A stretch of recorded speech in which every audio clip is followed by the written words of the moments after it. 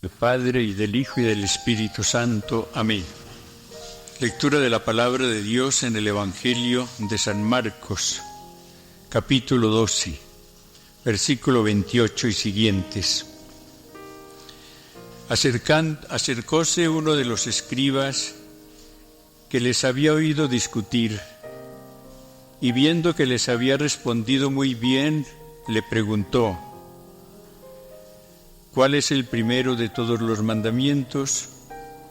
Jesús le contestó: el primero es: escucha, Israel, el Señor nuestro Dios es el único Señor, y amarás al Señor tu Dios con todo tu corazón, con toda tu alma, con toda tu mente y con todas tus fuerzas. El segundo es: amarás a tu prójimo como a ti mismo. No existe otro mandamiento mayor que estos.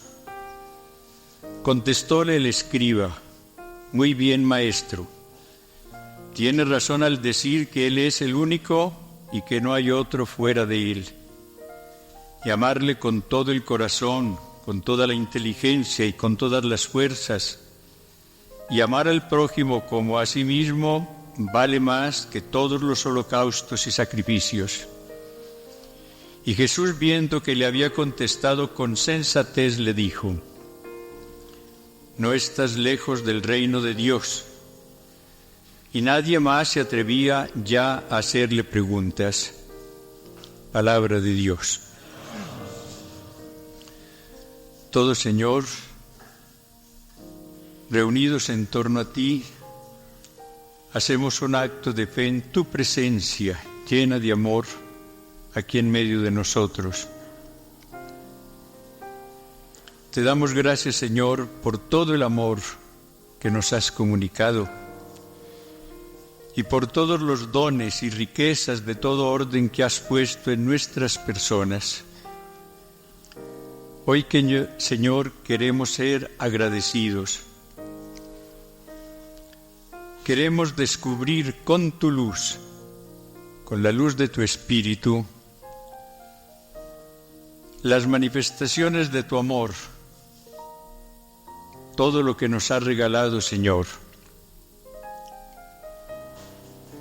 Te pido, Señor, que ahora pongas también tus palabras en mis labios, que comunique tu mensaje, Señor.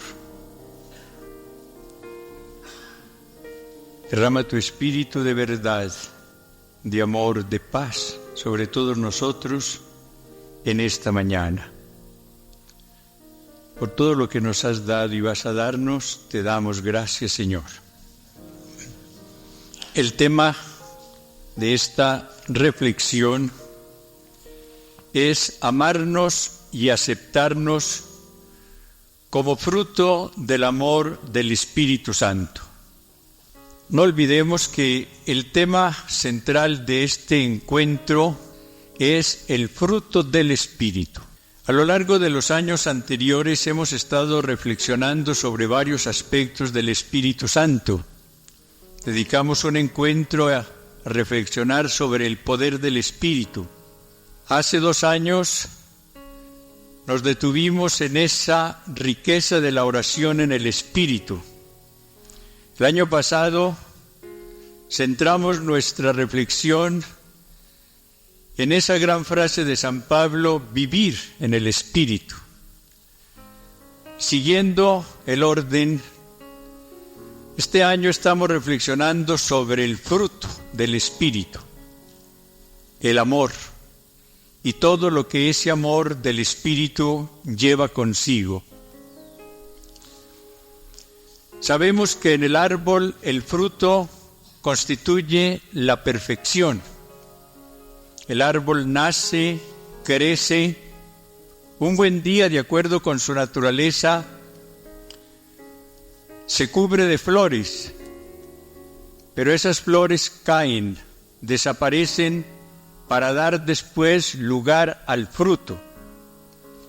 Y podemos decir que el árbol llega a la perfección cuando presenta un fruto maduro.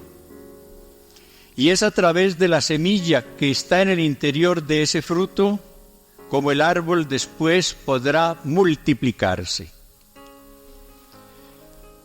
En esta renovación espiritual, la obra del Espíritu en nosotros, tenemos que anhelar llegar a recibir los frutos del Espíritu, o el fruto del Espíritu, como en singular lo llama San Pablo en su carta a los Gálatas. Cada día me convenzo más, amadísimos sacerdotes y seminaristas, de aquella gran afirmación de Pablo VI. Para un mundo cada vez más secularizado, nada tan necesario como esta renovación que el Espíritu del Señor está suscitando en los medios y ambientes más diversos.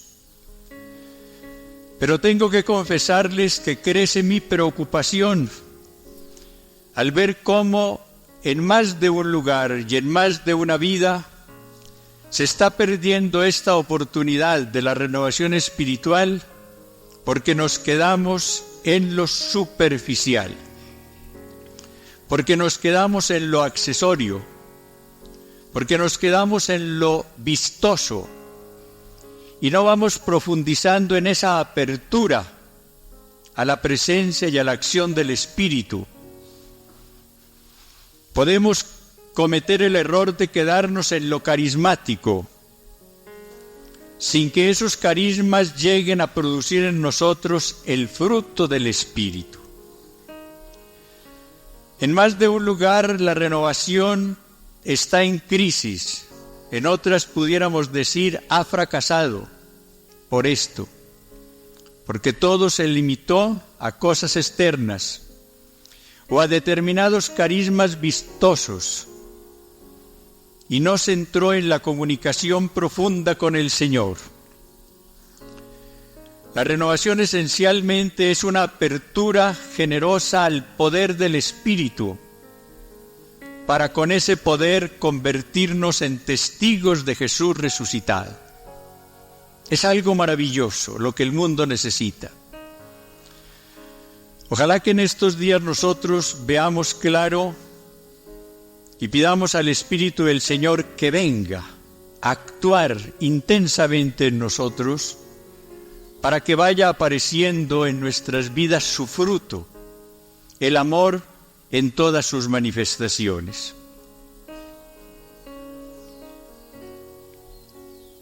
El tema para esta mañana es el amor a sí mismo. Un tema que no es fácil de exponer, porque no es fácil de comprender.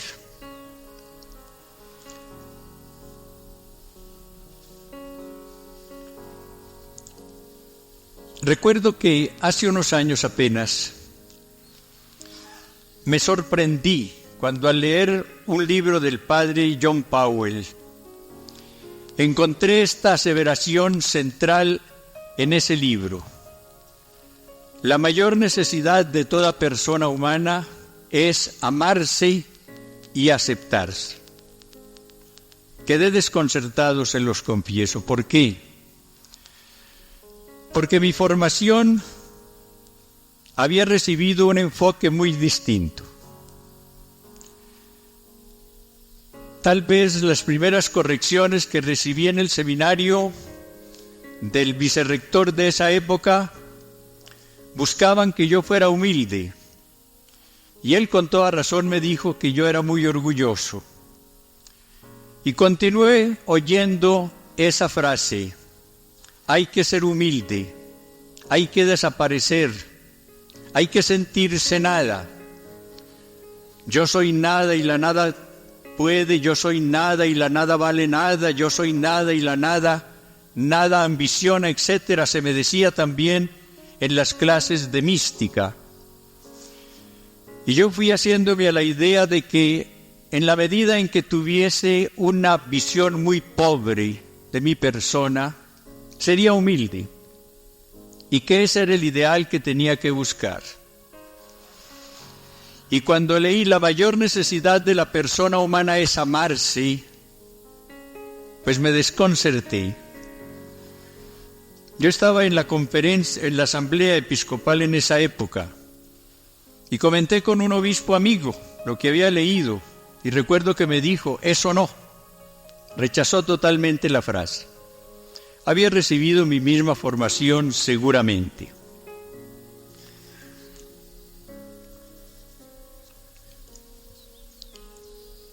Generalmente nosotros, por lo menos me refiero a varios de los que estamos aquí, crecimos con la idea de que amarse era lo mismo que orgullo.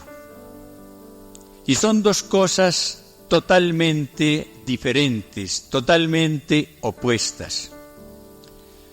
Yo creo que si vemos esta diferencia, empezaremos ya a aceptar por lo menos el tema. La mayor necesidad de nuestra vida es amarnos y aceptarnos. Amarse es aceptar, descubrir en su persona los dones de Dios para alabarlo. Eso no es orgullo. Orgullo es buscar su vanagloria y no la de Dios.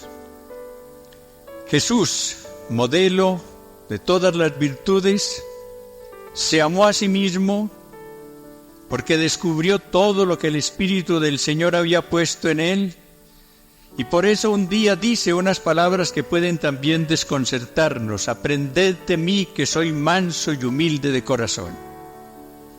Él descubrió en él la mansedumbre que había puesto el Espíritu, descubrió en él la humildad, y por eso con toda sencillez dice, aprendan de mí a ser manso y humilde de corazón. Él nunca creyó que fuera un orgulloso. Pero ese Jesús, el humilde, el que se ama a sí mismo, dice, yo no busco mi gloria, sino la gloria del que me ha enviado. Habría sido orgulloso si hubiese buscado una vanagloria y no hubiese buscado siempre la gloria de su Padre. Recordemos que el lema de su vida fue ego honorifico patrem, honro al Padre. Un programa maravilloso para cualquiera de nosotros. El orgulloso sufre si no ocupa el primer lugar. El que se ama está feliz en cualquier lugar. El orgulloso está envidiando a los demás.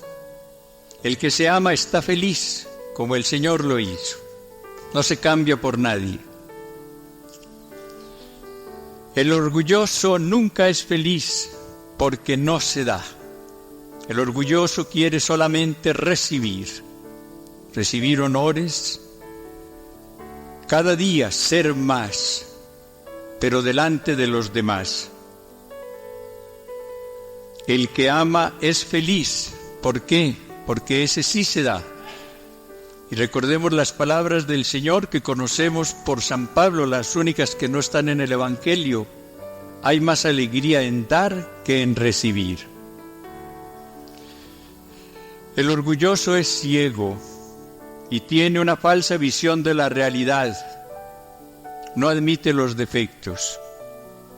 El que se ama va descubriendo todo lo positivo que el Señor ha puesto en él y acepta en paz sus defectos. El orgulloso se odia y odia. El que se ama es por lo mismo capaz de amar. Recordemos que Santa Teresa, entre todas sus maravillosas afirmaciones, nos dijo un día que había oído del Señor por qué amaba Él tanto la humildad, porque la humildad es la verdad.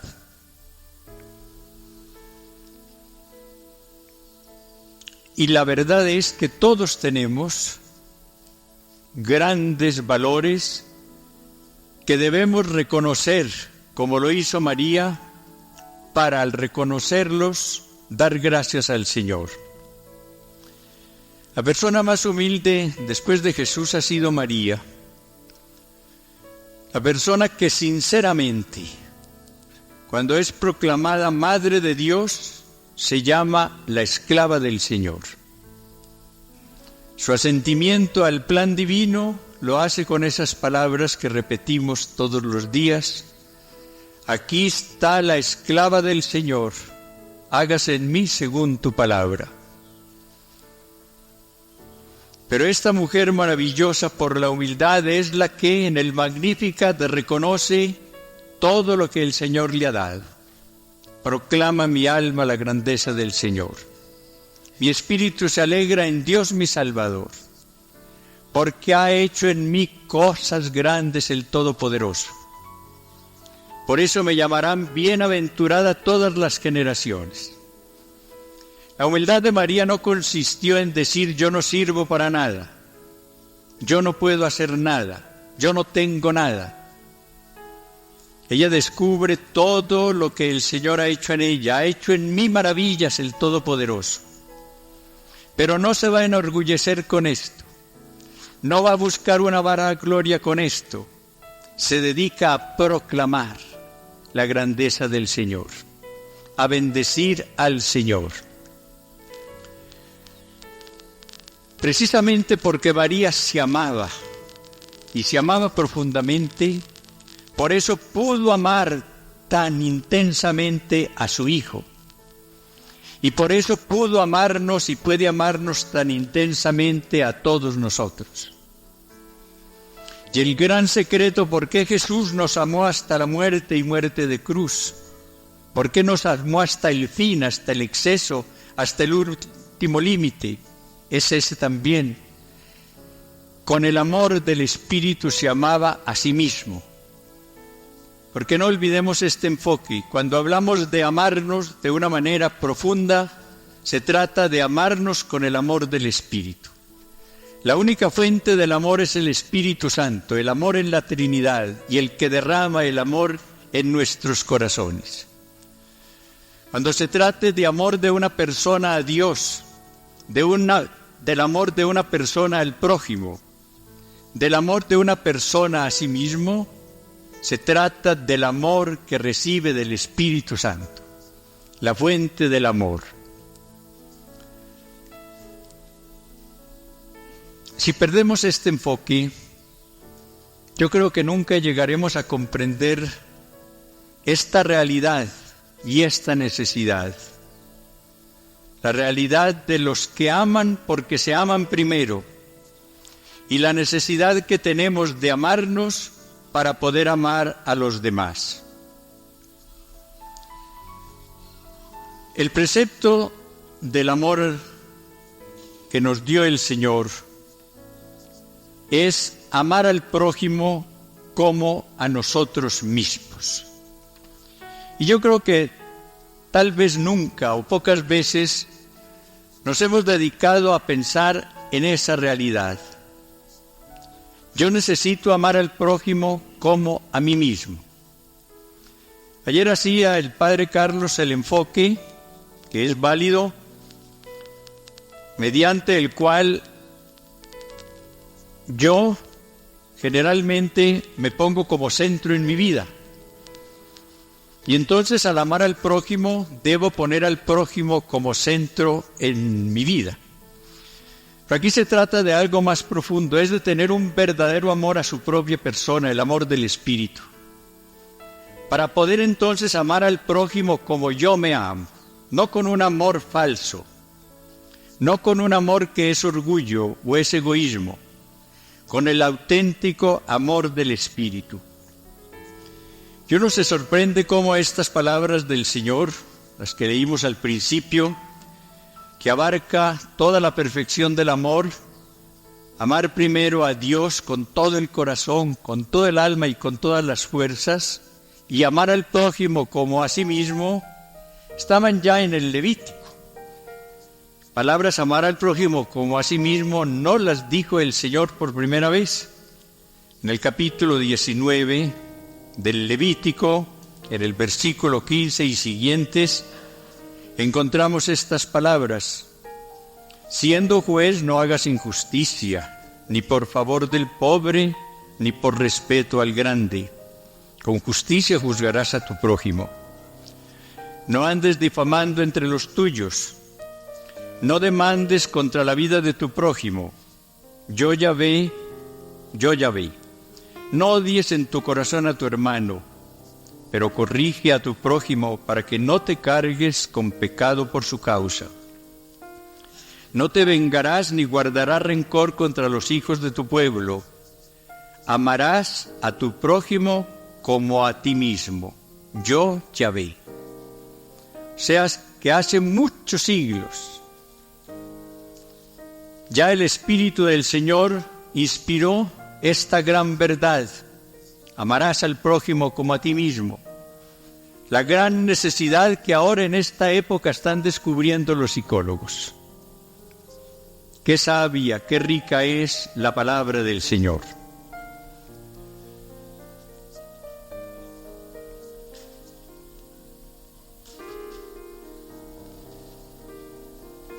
El precepto del Señor, amar al prójimo como a nosotros mismos. La consecuencia muy clara es, si no nos amamos, ¿cómo vamos a amar a nuestro prójimo? Si nos amamos poco, amaremos poco a nuestro prójimo. Si nos amamos mucho con el amor del Espíritu, amaremos intensamente a nuestro prójimo. Pero aquí nos enfrentamos con la realidad de nuestras vidas y la realidad de muchas vidas. Fuimos formados de una manera muy imperfecta y mediante esa formación fuimos adquiriendo una imagen muy negativa de nosotros.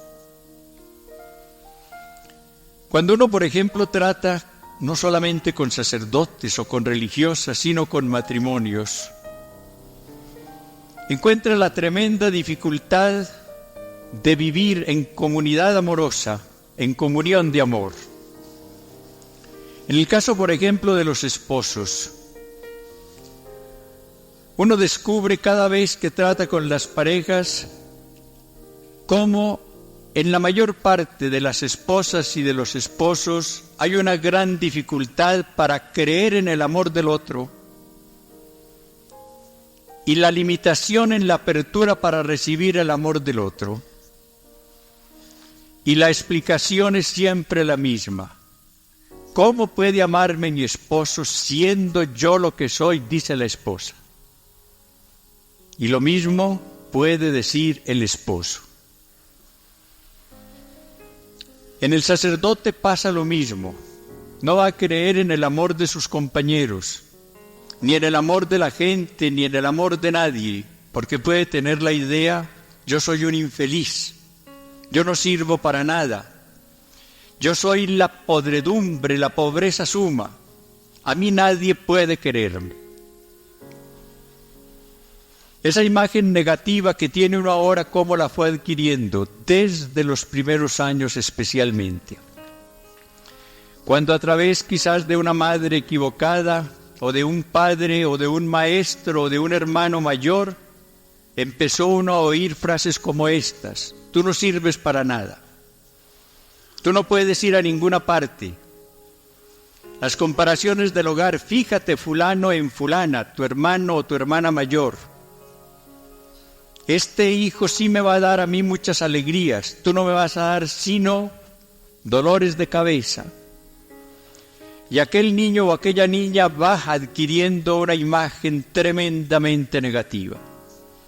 Yo no voy a poder dar nada, yo no voy a servir para nada, yo soy un fracaso.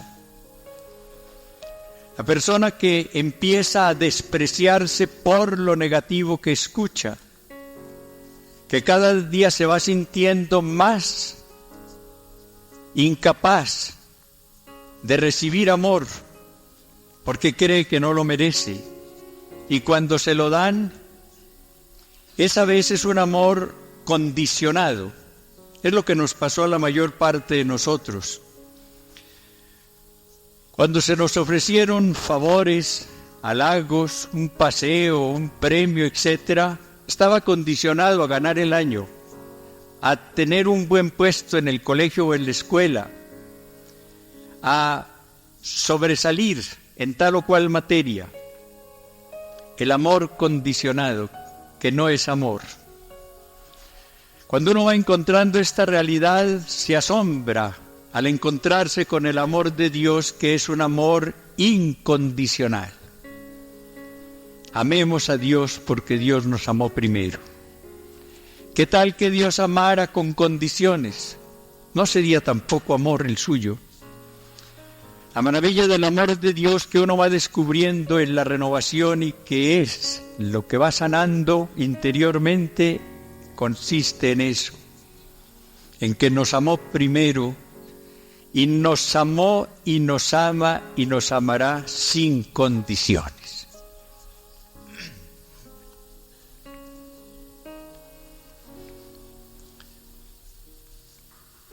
El padre de Grandis, que tiene un estudio muy interesante sobre este punto, trae 3 elementos que son los que van formando la imagen negativa en nosotros.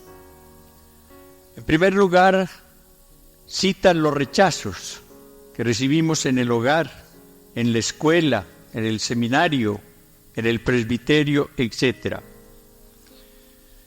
Un elemento todavía peor, la culpa, el complejo de culpa. El creer que porque cometimos tal falla, sobre todo en los primeros años, estamos perdidos. El sentirnos con un complejo que cada día nos va dando la inseguridad en el perdón del Señor. Y el creer que por esa culpa nosotros merecemos todos los castigos. Porque cuando nos sentimos con una imagen negativa delante del Señor por la culpa, con mayor razón la sentimos delante de las personas. Y luego algo que es tremendo, el perfeccionismo. Muchos fuimos formados en esa escuela del perfeccionismo. Teníamos que hacerlo todo de la manera más perfecta. Como el ser humano es tan limitado, vamos sintiendo a lo largo de la vida la sensación de frustración, porque no vamos alcanzando esa perfección que se nos trazó como meta y que equivocadamente creímos que podíamos conseguir con nuestro solo esfuerzo. Para mí uno de los grandes secretos de la renovación de sus grandes riquezas consiste en descubrir uno con la verdad las palabras del Señor: sin mí nada podéis hacer, para abrirnos entonces al poder del Espíritu. Ya no es la persona la que va a realizar tal objetivo de perfección, no, ella nada puede. Es la persona abierta humildemente al poder del Espíritu en el cual cree, la que va recibiendo entonces ese cambio que el Espíritu del Señor va realizando en ella. Hemos insistido muchas veces cómo la autenticidad de la renovación se manifiesta en el cambio que se va operando en la persona. El cambio en sus criterios, el cambio en sus actitudes, el cambio en su vida. Pentecostés fue el gran cambio. En la mentalidad de unos apóstoles que hasta ese momento estaban pensando en el reino temporal y que desde esa hora empezaron a pensar en el reino de Dios.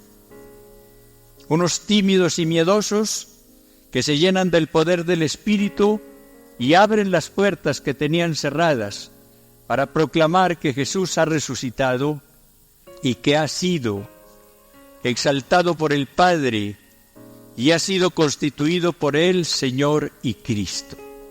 Esto es lo que el Espíritu del Señor quiere obrar en todos nosotros.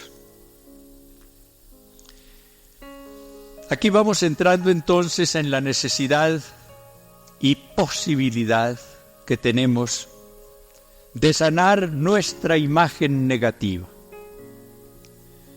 La sanación de la propia imagen. Ese es el título de una de las obras del padre de Grandis, precisamente, sanar su propia imagen. La imagen negativa, la imagen pobre que fuimos adquiriendo, puede ser sanada por el Espíritu del Señor en esta renovación espiritual. Yo quiero recomendarles, sobre todo a los que vienen por primera vez al retiro, que empiecen a enriquecer su ministerio con estos tesoros de la sanidad interior. La posibilidad que tenemos de sanarnos con el amor del Espíritu y de ser canales de sanidad interior, cuando nos abrimos a la acción del Espíritu para que a través de nosotros pase su amor y llegue a sanar a los demás. El problema del corazón humano tan enfermo está en el desamor. Cuando el Señor lee en la sinagoga el capítulo 61 de Isaías, dice que ha venido a sanar los corazones rotos. El corazón del hombre está roto por el odio, por el desamor, y solamente se reconstruye, se sana, cuando recibe el amor de Dios. No amaré al prójimo, ni creeré en el amor del prójimo. No le daré amor porque no me amo, y no creeré que Él me ama, porque me sentiré siempre indigno de ese amor. Y aquí venimos entonces ya a la gran solución. La fuente del amor es el Espíritu Santo. Y solo con el amor del Espíritu llegaremos a amarnos. Y cuando aparezca en nosotros este fruto del Espíritu, el amor a nosotros, este fruto se proyectará a los demás. Amaremos porque nos amamos con el amor del Espíritu.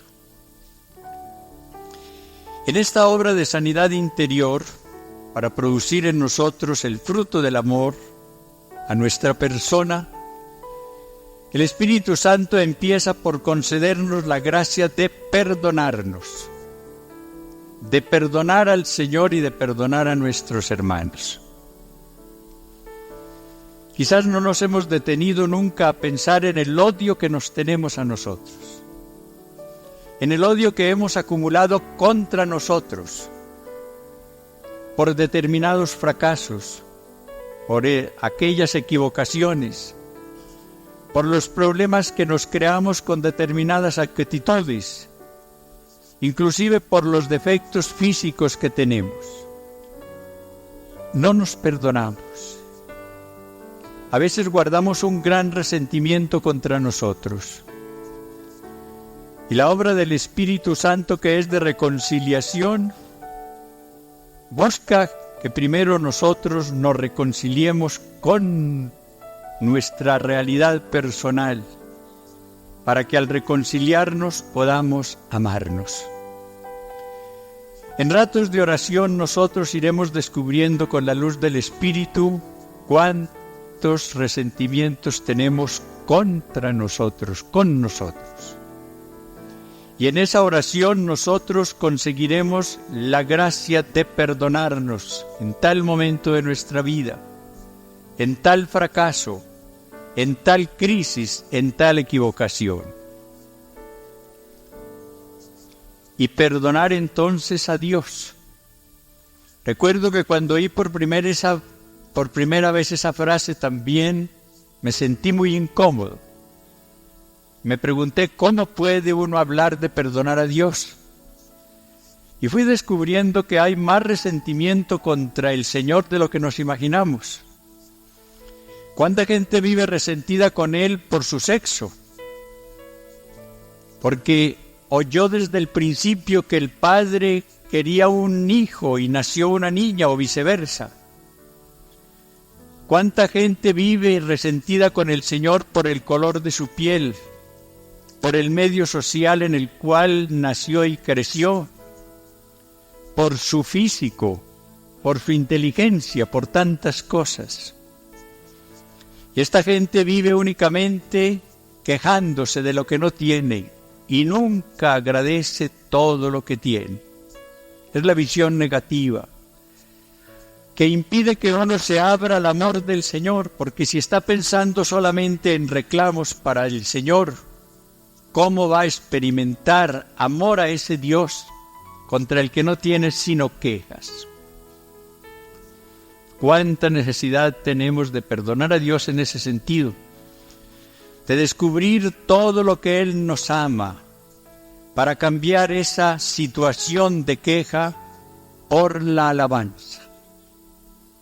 ¿Qué es lo que va predominando en la persona que entra en la renovación? La alabanza. A muchos sacerdotes les cuesta a veces admitir inclusive la oración de alabanza. Pero uno va viendo cómo el campesino, el joven, la religiosa, el sacerdote que profundiza en la renovación se convierte en la persona de la alabanza. Y va cambiando la queja de antes por la alabanza. Claro que a veces, como dice Juan Carlos Ortiz, nos quedamos en la quejabanza. Una mezcla de quejas y de alabanzas, pero bueno, progresamos un poco si tenemos ya la quejabanza, en lugar de solamente la queja de antes. Pero el ideal es que lleguemos a la alabanza. El cielo será la oración de alabanza, y tenemos que irlo preparando ya desde ahora. El Espíritu Santo en esta sanidad de nuestra propia imagen nos va dando la gracia también de perdonar al prójimo, porque vamos descubriendo cómo muchos de los resentimientos que tenemos son contra determinadas personas, las que nos hirieron desde el hogar o desde la escuela o en el campo de trabajo o en donde sea. Y solamente a través de esa reconciliación iremos preparando el camino del amor. Solamente el árbol del amor llegará a dar fruto cuando nosotros estemos en paz, estemos reconciliados con Dios, con el hermano y con nosotros.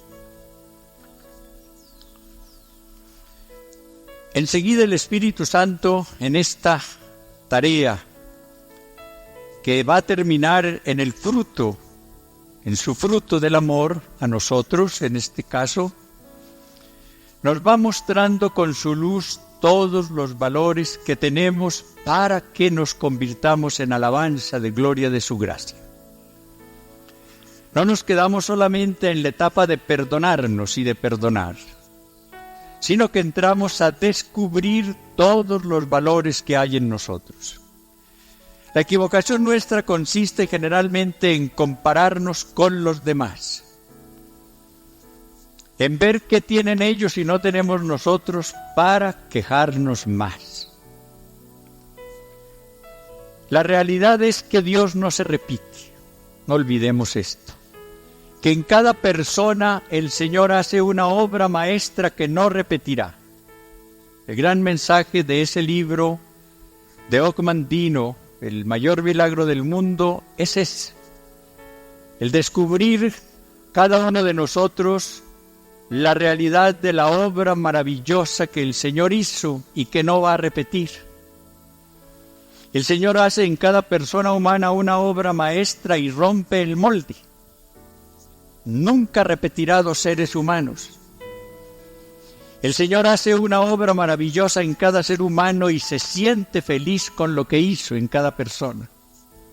Pero esa persona, las más de las veces, está descontenta.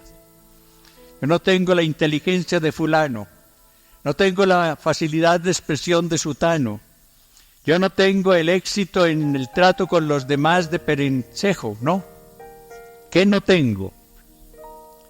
Si nos damos a la tarea de descubrir con la luz del Espíritu, y esa luz nos llega también a través de las personas, de muchos medios, los valores que el Señor ha puesto en nosotros, la imagen irá cambiando.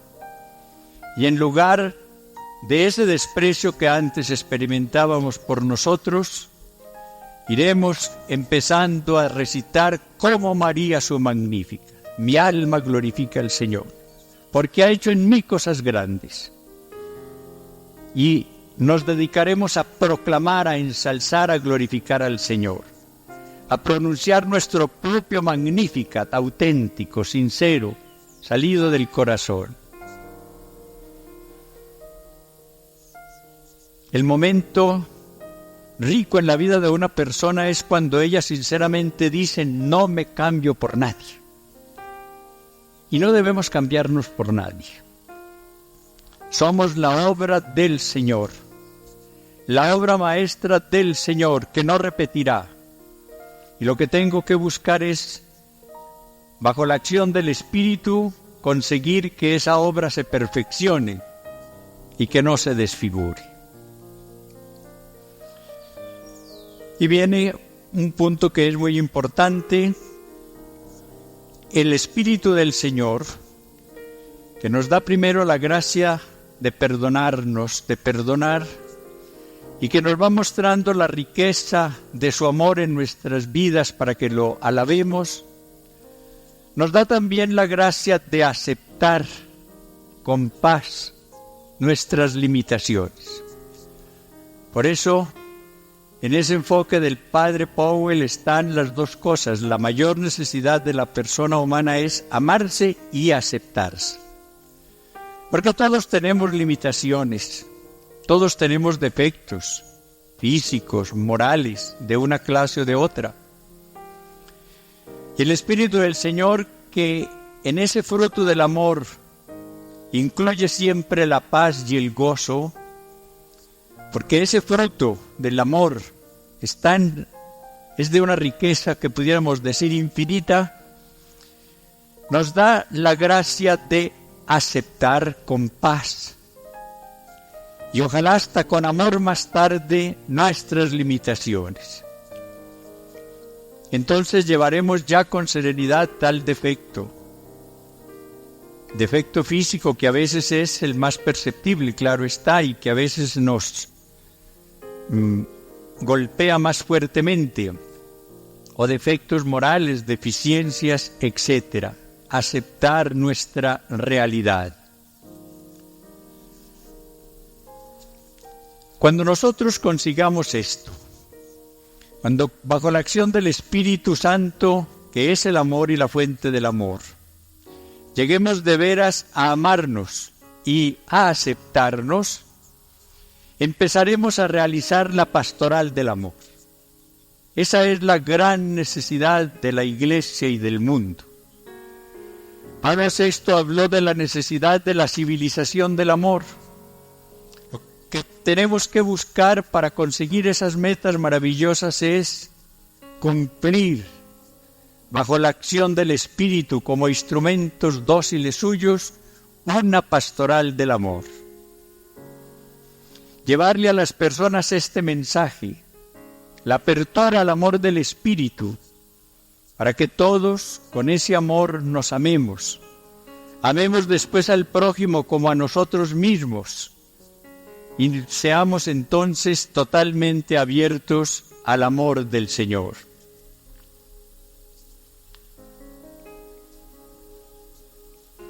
Finalmente, es en la oración. Y si el Señor nos concede la gracia de la contemplación infusa, ¿dónde y cómo? Nosotros iremos recibiendo este fruto del amor del Espíritu Santo. ¿Por qué? Porque orar es intercambiar amores con Dios. No olvidemos esto. Orar es recibir el amor del Espíritu para con él poder amar al Señor y recibir el amor que el Señor quiere comunicarnos en su Espíritu. Orar es entrar en un horno de amor, en un abismo de amor, en un incendio de amor. Y la contemplación infusa es precisamente eso, recibir el peso del amor de Dios. Y cuando una persona va experimentando el peso del amor de Dios, llega a una conclusión muy lógica. Si Dios me ama, y me ama porque estoy experimentando su amor, no es una especulación que hago de que Dios me ama por esto o por aquello, sino que Él está derramando el amor en mi vida y lo estoy experimentando, tengo que concluir, luego no soy la miseria que yo me llamo, luego no tengo que despreciarme, tengo que amarme con ese amor del Señor. Ojalá nosotros llevemos este mensaje a las religiosas, a todos los sacerdotes, a los seglares. Llegar a una oración de intimidad con el Señor. Dedicarle a la oración personal todo el tiempo posible y todos los días. Bajo el Espíritu del Señor aprender a orar. uno aprende a orar cuando deja que el Espíritu ore en uno, es decir, cuando uno va recibiendo la acción del Espíritu Santo en la oración. Allí entonces nosotros recibiremos el amor del Señor en una experiencia siempre nueva, porque las experiencias del Señor no se repiten, y a través de esas experiencias aprenderemos a amarnos e iremos sanando nuestra imagen tan negativa. Hagamos finalmente una oración que puede ser esta. Oh Señor, si yo me mirara con tus ojos divinos, me miraría con amor. Cuánta falta me hace tal mirada. Tú siempre me miras con amor, porque siempre contemplas en mí tu imagen, pues me hiciste a tu imagen y semejanza. Tú siempre ves tu imagen en mí, mientras yo no la contemplo generalmente. Señor, he deformado tu imagen en mí, pero tú puedes, si quieres, restaurarla. Señor, que me vea con tus ojos, para que me ame y me acepte, así sea.